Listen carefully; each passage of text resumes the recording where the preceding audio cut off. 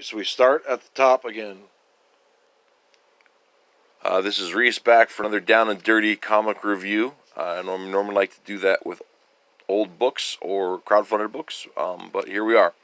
This is Red Koi from Alterna Comics. I just recently read this first issue, picked it up, really enjoyed it. I will tell you right now that I was not when I first saw this project coming out. It did not catch my eye. Something about it, I wasn't keen on it until I heard the pitch. And what that pitch was that it's a fantasy that uses Japanese culture, Asian culture, instead of European culture. So, samurai instead of knights.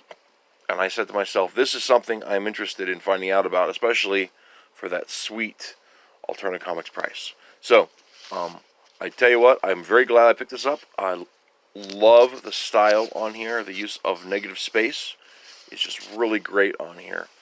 Now, the premise of the story is that this woman is a warrior, a samurai, who comes from a family, a warrior family. And she has gone away to the south to be involved in a military conflict, and her father has retired to an estate that he was awarded. Excuse me. And in the middle of all of that, her parents have died. And so she's returning to try to square it away. And you see here, this is a little frog person servant who is in the thing. It doesn't feel a lot like a particular fantasy at first until you start running into this little hobbit kind of frog creature. Now, it is definitely is a not an all ages book. It is made for mature audiences. There is some nudity that is in it. I actually think it's fairly tasteful nudity. There is some violence that is maybe less tasteful. Well, I mean, violence is violence, right? But I'm gonna try to skip past it here for the kiddies there. But I do really recommend this book for. I think the themes are really fun on it. It's got a neat style, and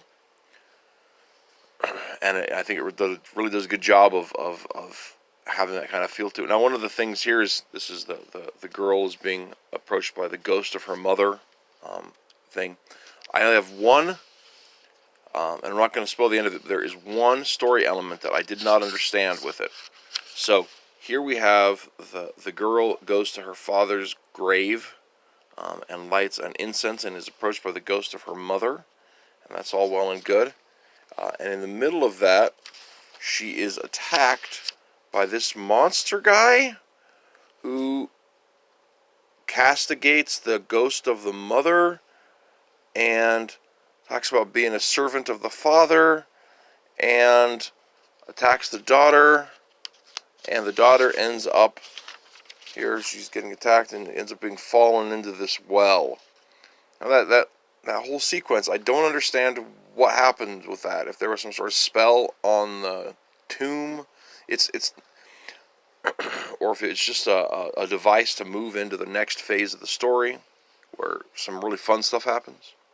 Also, check out this panel. Just look at the art on this thing. I just love that. The little fishy guys, the bubbles from the thing from her falling through the surface of the water. Amazing stuff. But I don't understand the stories of this giant guy. I don't get it. And maybe I'll explain that. But that's the only thing in the book I didn't feel made sense. Everything else is great. I love it. It's just a 2-issue miniseries. They're calling it a micro series, so I'm super looking forward to the rest of the story on here. So if you are 18 and over, if you don't mind some non-sexualized female nudity, then pick up Red Koi. It's excellent, an excellent book so far, and very much looking forward to it. Okay, it's 4 minutes and we're done. Thanks.